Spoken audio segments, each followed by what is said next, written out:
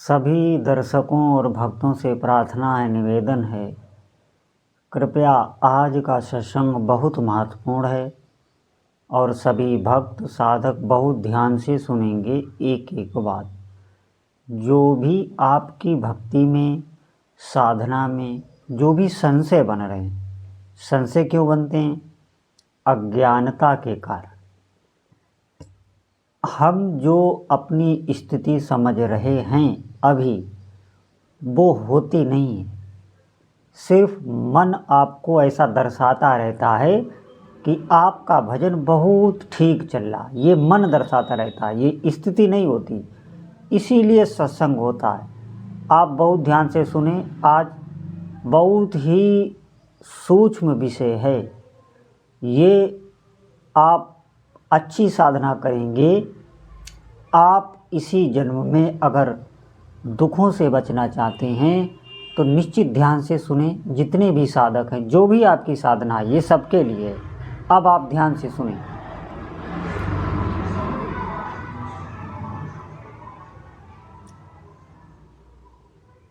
देखिए, जब आप भजन करते हैं अपने प्रभु का, अपने इष्ट देव का, कोई भी साधक है जब वो भजन करता है तो देखना आपके कई सांसारिक कार्यों में रुकावटें आने लगती हैं। जैसे जिस भी वस्तु या व्यक्ति को लेके आपके अंदर हर्ष है, उसे पाने के लिए कोई भी व्यक्ति, वस्तु, कोई भी ऐसा समय, कोई भी ऐसा दिन आने वाला है, या कोई भी विषय भोग जिसमें आपकी अंदर से आसक्ति भी है और आपको भीतर से हर्ष भी है उसे पाने के लिए, तो आप देखना उसमें बाधा लग जाती है। जितने भी साधक भजन करते हैं, जो भी अपने प्रभु के प्रति समर्पित होकर भजन कर रहे हैं, लेकिन हम इस बात को समझ नहीं पाते।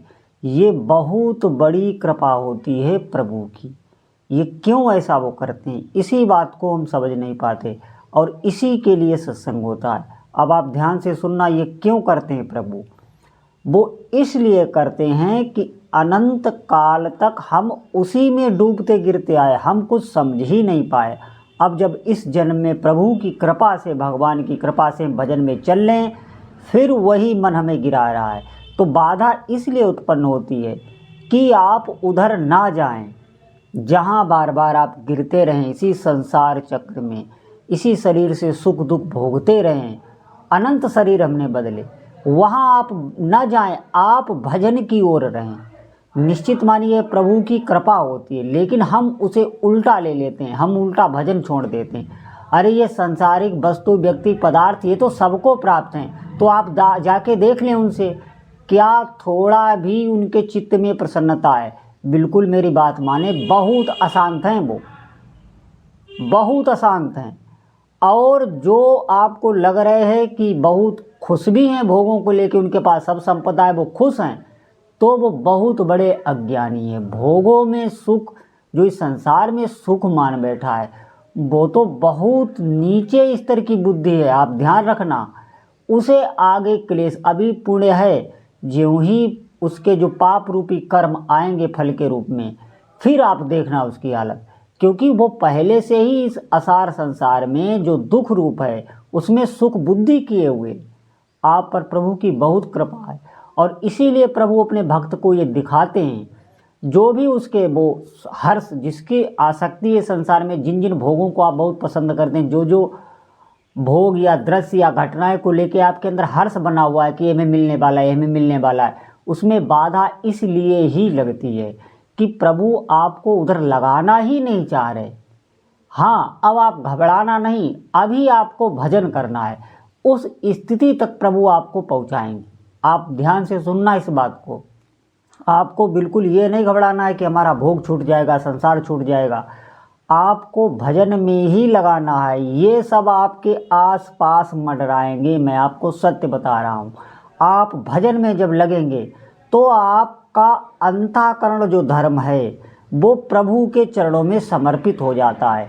एक बात ध्यान रखना, इसी में ये काम, क्रोध, लोभ, मद, जितने भी विकार हैं, ये अंतःकरण जो हमारा है, मन बुद्धि चित्त, इसी में एक अहंकार बैठा हुआ है जिसे मैं कहते हैं। इस अंतःकरण रूपी अहंकार में ये काम, क्रोध, मोह, लोभ, मत, मत्सर ये वहाँ पर बैठे हुए हैं और ये जाता नहीं है। जब तक आपके अंदर प्राण है तब तक आपका मैं नहीं जाएगा। ध्यान रखना, ये सिर्फ साधना से जाता है और साधना से जाता नहीं है। जब आप साधन करेंगे, भगवान का नाम जप करेंगे तो प्रभु कृपा करते हैं आप पर, उनकी कृपा से ये जाता है। प्रभु की कृपा से ही, आपके इष्ट देव की कृपा से ही ये जाएगा। बिल्कुल आप ध्यान रखना, साधना करते करते जब आप देखते हैं कि मैं तो अभी परेशानी हूँ काम आदि विकारों से, तब इष्ट देव कृपा करते हैं। क्यों? आप अपने भीतर के दोष देख पाते हैं। इतना जप ये अंतःकरण आपका निर्मल कर देगा, आपके अंदर दीनता आ जाएगी, करुणा का भाव आ जाएगा, अपने दोष आप देख पाएंगे। उसके बाद प्रभु फिर कृपा करते हैं। क्यों? फिर अहंकार गलित हो जाता है और फिर वो प्रसन्न चित्त, वो ऐसा परमानंद में डूब किया जाता है। मैं आपको बता रहा हूँ, नित्य लीला में उसका, प्रभु की जो भगवान की चिन्मय लीला होती है उसमें प्रवेश हो जाता है, दिव्यता का अनुभव लगता है। इसी शरीर के रहते रहते वो दिव्यता का अनुभव करता है वो भक्त। आप सोच के देखें कि ऐसा अगर कोई व्यक्ति हो जिसके अंदर कोई भी काम हो, ना कोई क्रोध हो, कोई भी उसके हृदय में स्फुरणा ही ना हो रही हो संसार की, शांत चित्त, एकदम प्रसन्न आत्मा, न सोचत न कांक्षत। आप इस पर विचार कीजिए, कितना हर्ष होगा उस जीवात्मा के अंदर। तो और आप समझें, ऐसा जिसका चित्त हो गया है, जिसका अहंकार गलित हो गया है, पूर्ण शरणागति हो गई है अपने इष्ट देव के चरणों में, ऐसे भक्त को मैं आपको सच बता रहा हूँ, रिद्धियाँ सिद्धियाँ घेरने लगती हैं। फिर उन रिद्धियों सिद्धियों में भी वो भक्त नहीं पड़ता है। क्यों? क्योंकि उसे अपने प्रभु के चरणों का प्रेम चाहिए होता है, उसके अंदर व्याकुलता प्रकट होती है ऐसे भक्त के अंदर। आप ध्यान रखना, और वही हमारे मानव जीवन का लक्ष्य भी है। सांसारिक जितने भी कार्य हैं वो आपके स्वयं प्रभु करने लगते हैं। ध्यान रखना, ऐसे निर्विकार हृदय की स्थिति हो जाती है और ऐसी स्थिति में ही हमको पहुंचना है। नहीं तो मैं आपको बता रहा हूं, फिर हमें संसार की शरणागति तो हम पहले से ही लिए हुए हैं। आप देख लेना, हमें ये काम, क्रोध, लोभ, मोह ये विकार छोड़ेंगे नहीं। सच मानिए, यही नष्ट करने वाले हैं, पूरी आयु खा जाते हैं ये। आप देखना, पशु से लेके मनुष्य तक जितने भी हैं वो सब इसी में अंधे हैं और इसी में भ्रमित हैं। और ये साधकों की बातें, ये साधन की बातें, ये सबकी समझ में भी नहीं आती। पहले बात तो ये है कि सुख बुद्धि ही नहीं होती। ये जो बातें बताई जा रही हैं इनको सुन के हर्ष ही नहीं होता। उन्हें लगता है अरे ये क्या, इसमें क्या रखा है, इससे होता क्या है। अभी उन्होंने विषयों के सुख को ही जाना है, अभी भजन के सुख को जाना ही नहीं है। ये जो भगवान का नाम जप है, जिस दिन आपकी जिह्वा पर इसका स्वाद भी लग गया, मैं आपको बता रहा हूँ, आप उसे छोड़ नहीं पाएंगे। क्योंकि इस संसार से लेकर ब्रह्मलोक तक जितने भी भोग हैं, उन सब भोगों को अगर पूर्ण इकट्ठा कर दिया जाए एक तरफ, और भगवान के नाम का रस लेने वाला साधक एक तरफ, तो उसकी वो एक अंश में तुलना नहीं कर सकते। ये कोई ऐसी बात नहीं कही जा रही है कि बहुत बढ़ा चढ़ा के। निश्चित मानिए, आपको भगवान के नाम में लगना है और कोई उपाय नहीं। आप साधना को बढ़ाते रहें। यही नाम जो मैंने पीछे स्थिति आपको बताई है, स्वतः आपको ले जाएगा, पूर्ण शरणागति करा देता है अपने इष्ट देव के चरणों में। और जो विकार आपको परेशान कर रहे हैं, उन विकारों से आप मुक्त होंगे। और कोई इलाज नहीं। इस संसार में जितने भी इलाज होते हैं, बड़े बड़े वैज्ञानिक, बड़े बड़े डॉक्टर, वो सब आपकी देह का इलाज करते हैं। ये काम, क्रोध, लोभ, मोह, मद, मत्सर, इनका कोई इलाज नहीं। इनका इलाज सिर्फ भगवान नाम है। और इन्हीं से आपको जितने भी क्लेश अभी व्याप्त हैं, जितनी भी आपकी अशांति है, उनका कारण यही है। आप इन पर चिंतन करके देख लें। मैं अगर गलत कह रहा हूँ तो आप चिंतन करके देख लें। आपके अंदर अगर कोई क्लेश बना हुआ है तो वो कोई न कोई कामना है। आपके अंदर अगर कोई क्लेश बना हुआ है तो क्रोध है। अभाव में ही अशांति है। हमारे अंदर कोई न कोई अभाव बना है। आप देखना अपने हृदय को, कोई न कोई अभाव, कमी है हमारे अंदर, तभी वो हम संसार से भरना चाह रहे हैं। संसार का कोई न कोई सुख हमें मिल जाए, हम उससे पूर्ति करना चाह रहे हैं।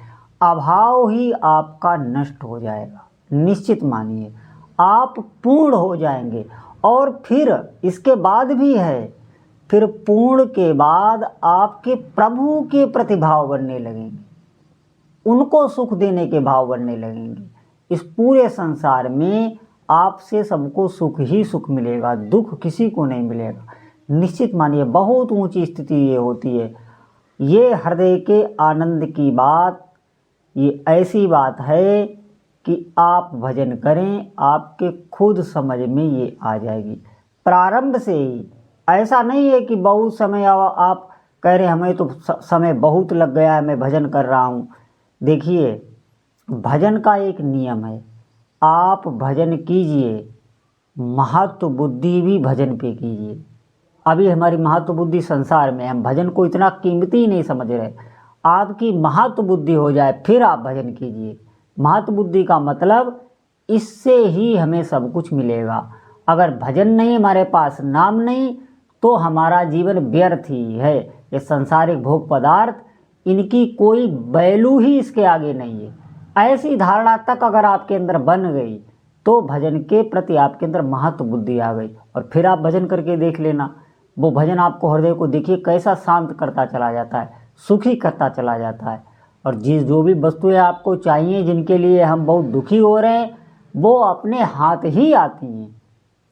देखिए, प्रभु जहाँ पर हैं वहाँ पर माया का आप समझिए पूरा दुलार होता है। भगवान श्री संपन्न है, वो जहाँ पर होते हैं वहाँ माँ लक्ष्मी की अपने हाथ कृपा होती है। आपको किसी को भी मनाना नहीं। जितने भी देवी देवता हैं वो स्वतः आपकी रक्षा करने लगते हैं, आपकी संभाल करने लगते हैं। बस काम एक ही आपको करना है, नाम पकड़ना है। यही काम है, दूसरा कोई काम नहीं। जो भी काम है वो हम करते रहें, लेकिन नाम को ना भूलें।